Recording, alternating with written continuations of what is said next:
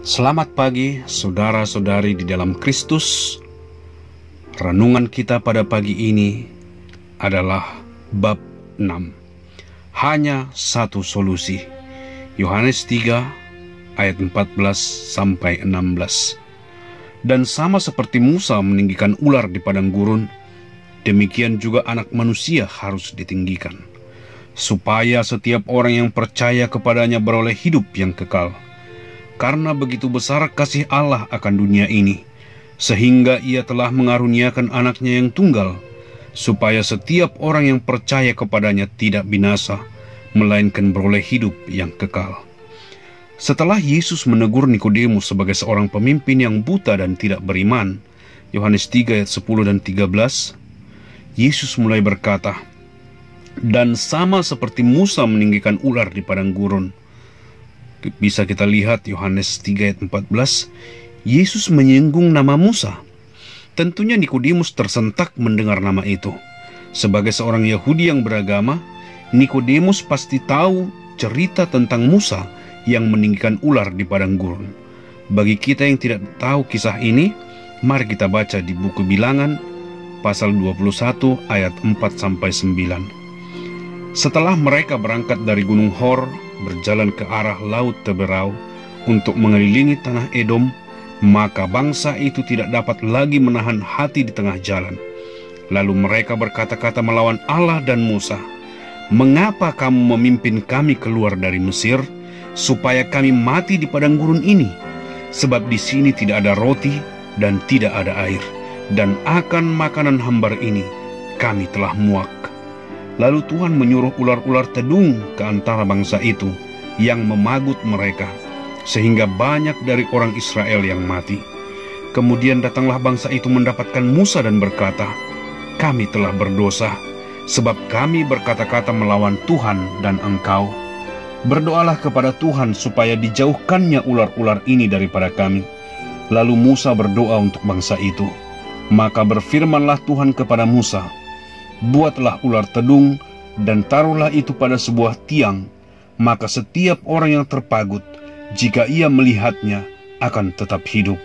Lalu Musa membuat ular tembaga dan menaruhnya pada sebuah tiang. Maka jika seorang dipagut ular, dan ia memandang kepada ular tembaga itu, tetaplah ia hidup. Allah mengutus Musa untuk memimpin bangsa Yahudi keluar dari perbudakan di Mesir. Musa diperlengkapi Allah dan dimampukan untuk melakukan 10 mujizat yang luar biasa. Mujizat terakhir adalah terbelahnya Laut Merah, sehingga orang-orang Yahudi dapat keluar dari Mesir. Akhirnya mereka bebas dari perbudakan dan berjalan melalui padang gurun menuju tanah perjanjian. Selama dalam perjalanan, Tuhan secara ajaib menyediakan roti dari surga setiap hari. Tentulah orang-orang Yahudi bersyukur atas semua kecukupan yang disediakan Tuhan. Nyatanya, mereka mengeluh dan bersungut-sungut kepada Allah. Mereka merasa bosan dengan makanan manna itu. Allah sangat benci terhadap orang-orang yang tidak berterima kasih. Oleh karena itu, Allah mengutus ular berbisa ke antara mereka, dan banyak orang-orang Yahudi yang dipagut ular dan meninggal dunia. Ular di padang gurun ini sangat beracun. Mereka yang dipagut akan mati dalam waktu 5 detik. Akhirnya, orang-orang Yahudi sadar kalau mereka telah berdosa terhadap Allah karena gerutu mereka. Oleh karena itu mereka memohon agar Musa berdoa supaya Allah membunuh ular-ular itu. Namun Allah menyuruh Musa untuk membuat ular dari tembaga dan memakukannya pada tiang. Kemudian ular tembaga itu harus ditinggikan. Barang siapa yang dipagut ular hanya ada satu solusi untuk hidup, yaitu mereka harus segera menoleh dan melihat dengan mata kepada ular tembaga yang ditinggikan. Solusi ini sangat bertentangan dengan akal dan hikmat manusia. Hikmat manusia berkata, ketika ular memagut adalah segera mengikat bagian dekat yang terpagut untuk mencegah mengalirnya racun itu ke jantung. Solusi ini melibatkan iman mereka kepada janji Allah bahwa setiap orang yang melihat ke ular tembaga akan hidup. Inilah solusi tunggal untuk menghindari kematian dan kembali memiliki kehidupan. Tidak ada solusi lain bagi mereka. Nikodemus mungkin bertanya-tanya, apa hubungan kisah ular berbisa ini dengannya? Yesus terus menjelaskan, dan Nikodemus lambat laun mulai mengerti ketika Yesus akhirnya berkata, "Dan sama seperti Musa meninggikan ular di padang gurun, demikian juga Anak Manusia harus ditinggikan." Yohanes 3 ayat 14. Pada saat itulah kemungkinan Nikodemus menyadari hubungan antara Musa meninggikan ular tembaga untuk menghapus racun ular dari tubuh dengan Yesus Kristus yang naik ke kayu salib untuk menghapus dosa-dosa kita. Hanya ada satu solusi untuk pagutan racun ular. Demikian juga hanya ada satu solusi untuk persoalan dosa kita.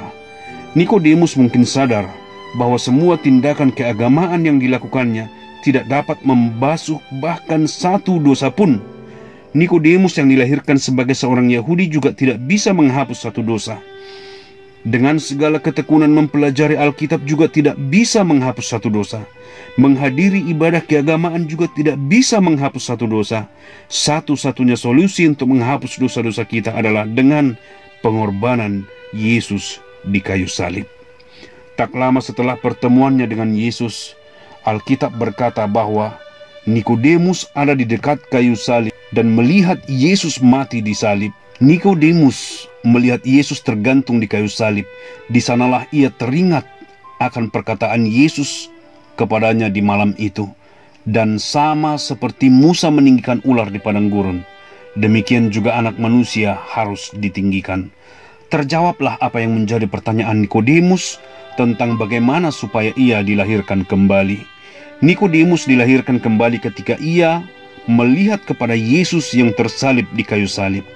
Nikodemus dilahirkan kembali ketika ia melihat kepada Anak Manusia yang ditinggikan di kayu salib.